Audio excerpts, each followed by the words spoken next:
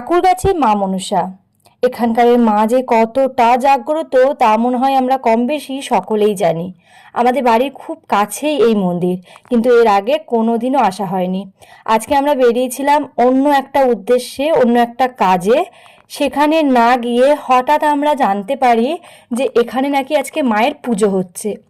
তাই আমরা আমাদের মতামত চেঞ্জ করে সেই জায়গায় না গিয়ে মায়ের টানে, মায়ের ডাকে বলতে পারো, চলে গেছিলাম এই কাঁকরগাছি মনসা মন্দিরে। যেখানে যাওয়ার পর সত্যি মা কতটা জাগ্রত, মা যে আছে সেটা কিন্তু আমরা সেই দিনই বুঝতে পেরেছিলাম। তার পিছনে রয়েছে একটা বিশাল বড় কারণ। এমনিতেই এখানে প্রচুর ভিড় হয়, তার উপরে আজকে ছিল পুজো। তাহলে বুঝতেই পারছো যে আজকে কত ভক্ত এসছে মাকে শুধুমাত্র একবার দেখার জন্য। সেই ভোর থেকে সকলে লাইন দিয়ে মায়ের পুজো দিয়েছে। আমরা হঠাৎ করে প্ল্যান করাতেই আসার পর দেখছিলাম যে এখানে একসঙ্গে এত লোক, বাপরে!